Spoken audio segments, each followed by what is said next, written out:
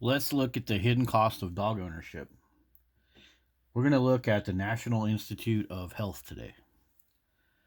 So, the National Institute of Health is funded by the U.S. federal government through the Department of Health and Human Services.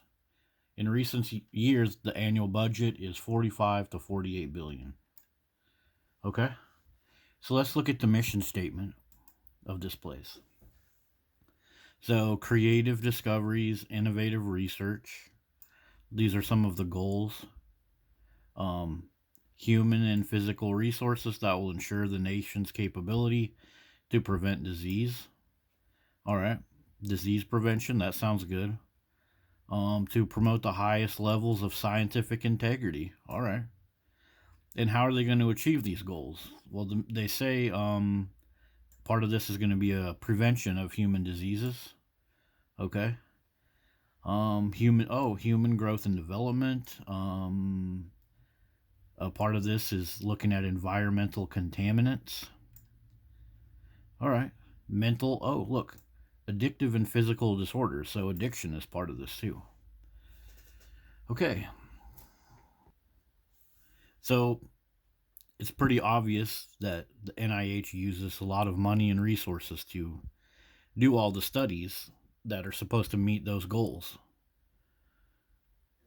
So let's go over here. National Library of Medicine, National Institute of Health. So what we've done here is just searched for dog bite. So they have a lot of studies on dog bites. So in the literature, we found 19,000. In the PubMed, almost 5,000. And quite a few other related studies to dog bites. So let's just look at this 19,000 search result. So you can see we got a lot of studies here. A lot of gathering information about dog bites. The physical problems, the pollution, the contaminants. Read some of this stuff.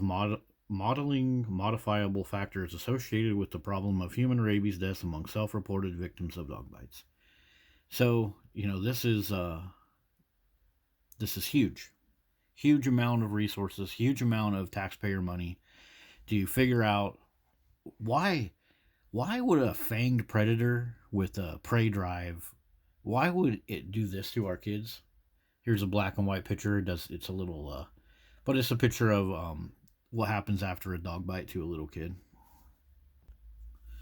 So we're talking about the hidden cost of dog ownership on the society. So let's look at the money cost. So according to the stuff I've looked up, you have to spend like 10 to 20,000 for like a typical research study. So according to these sources, 20,000 is close to the minimum, and you can go way over 100,000. The information from NIH says like you can even spend millions on some of these studies, like clinical trials. So we'll say we'll be nice and we'll look at this number 20,000, and then we'll assume each one of those dog studies just cost 10,000, which would probably cost a lot more, but we just kind of want to get an idea of what they're doing with our money while they study these dog bites. So we just used our little calculator here, and I did $10,000 times 19,000, because one of those NIH search results showed 19,000 plus almost 20,000 studies. So there's a dollar number.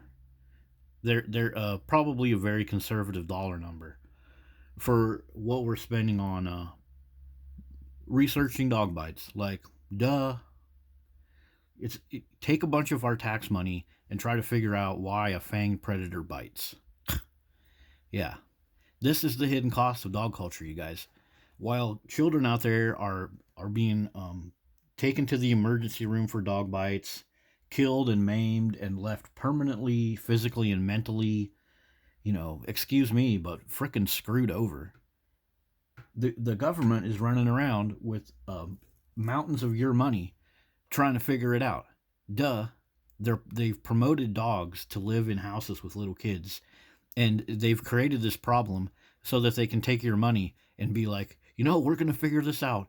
Give us some more money. And if you think I'm kind of exaggerating this with my keyword search, try a keyword search with dog bite children or dog bite toddlers. You will get all types of results.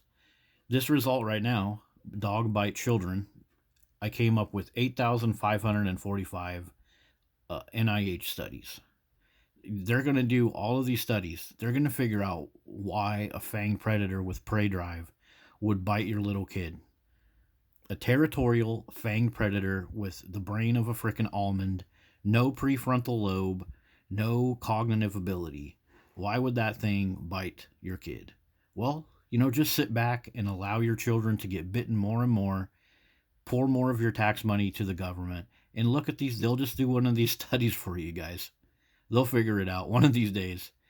All of these problems get worse and worse and worse every year. The hoarding of dogs, the addiction to dog ownership, the emergency rooms, and everything else. And but just look at this. Factors regarding the dog owner's household situation, antisocial behaviors, animal views, and animal treatment in a population of dogs confiscated after biting humans and/or look. This is just like after a pit bull attack. All of the owners are up there on the screen with this whole attitude of, "Gosh golly, gee willikers, we have no clue what could have happened. Gee whizzikers." And the government sees you out there. They see you being a complete moron, and they're going to be like, you know what? Let's allot some more government money. Let's raise some taxes. We'll do another dog bite study. And those sucker dog owners out there that think they have a galaxy brain to control a fanged beast, they're going to be like, yeah, let's do that because I love dogs so much. Yep. So if each one of these studies costs $10,000, that's a waste of $10,000. You know what we could do with that $10,000 instead of all this BS, guys? Let me give you guys an idea. Well, before I do that, let me quickly remind everybody about this mission statement. So while NIH is studying all these dog bites, you guys got to understand they're going to be looking at the pictures of little toddlers with their necks ripped to shreds and blood spewing everywhere, the nastiest of the nastiest stuff. And so, how come they're not doing this right here? Prevention. How come these NIH workers don't go on public and say, look, I've participated in this study and I've seen so many toddlers and with the dog's fangs into their eyeballs and organs being torn up. How come there is no prevention? NIH is not serving their mission statement through this. Look, scientific integrity, whatever, and look, public accountability. How come, what happened to do no harm in these medical studies? You're harming people by keeping this information under wraps. I mean, yeah, I can look it up. Everybody can look it up, but nobody advertises this. We don't give this a voice in any of the mainstream media.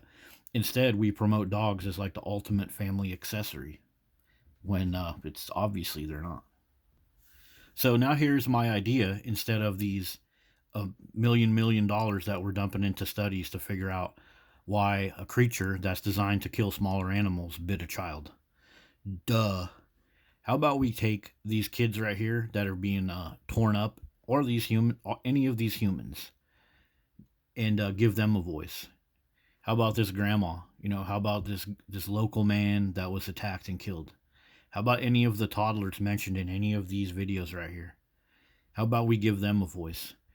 We put them on a bus. We give them meals and travel time, and they go around the country. And instead of spending 10, 20, $2 million on a dog bite study, we give these kids a voice. Let them go tell their story. I was out there playing with the frisbee with my dad, and the neighbor's dog ran over, just latched on to my dad, and then I ran over. Then the dog latched onto my neck. Let these people spread the truth.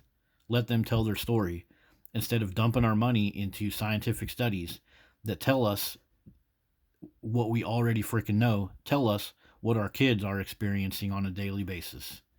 How about that?